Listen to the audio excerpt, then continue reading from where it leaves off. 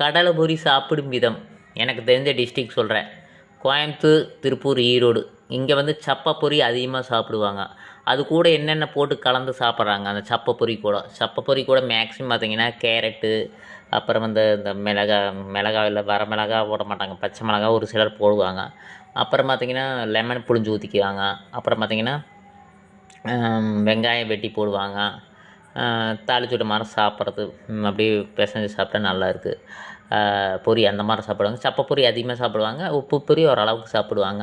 சப்பை பொரி 75% சாப்பிடுவாங்க, உப்பு பொரி 25% சாப்பிடுவாங்க. சென்னையில் பார்த்திங்கன்னா எல்லோரும் உப்பு பொரி தான் சாப்பிடுவாங்க, சப்பை பொரி கிடையாது. அதில் வந்துட்டு வெங்காயம், கேரட் இதெல்லாம் போட்டு கலந்து சாப்பிட மாட்டாங்க, அப்படியே டைரெக்டாக சாப்பிடுவாங்க. கடலை மட்டும் போட்டு பூந்தி மட்டும் போட்டு சாப்பிட்ருவாங்க.